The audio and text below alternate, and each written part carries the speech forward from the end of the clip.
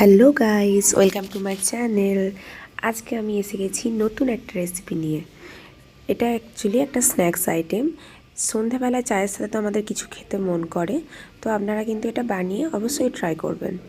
এখানে আমি নিয়ে নিয়েছি 2টো সেদ্ধ আলু এবং একটা সেদ্ধ ডিম। ওটার মধ্যে দিয়ে দিলাম একটা মিডিয়াম সাইজের কুচনো পেঁয়াজ এবং লবণ। এবার আমি এটার মধ্যে দিয়ে দিচ্ছি 2 চামচ মতো বেসন আর একটু জিরে গুঁড়ো।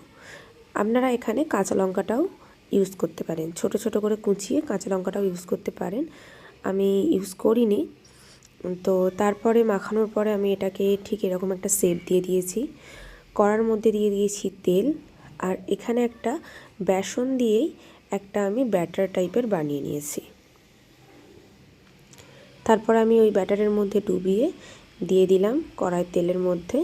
আর অবশ্যই এই রান্নাটা করবেন লো টু মিডিয়াম ফ্লেমে, কারণ এটা কিন্তু হাই ফ্লেমে করলে এখান থেকে কিন্তু তেল ছিটকে আসার সম্ভাবনাটা একটু বেশিই থাকে। যেহেতু এখানে সেদ্ধ করা ডিম আছে, তো ডিম কিন্তু এরকম তেলের মধ্যে দিলে ফাটে, তো সেখানে ফোসকা পড়ে যাওয়ার চান্স আছে। তো অবশ্যই আপনারা এটা লো টু মিডিয়াম ফ্লেমে করবেন।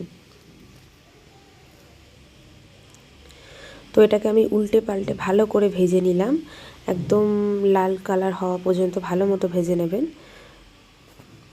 বাকি যতগুলো ছিল প্রত্যেকটাকেই আমি সেম প্রসেসে ভেজে নেব। দেখুন রেডি এটা।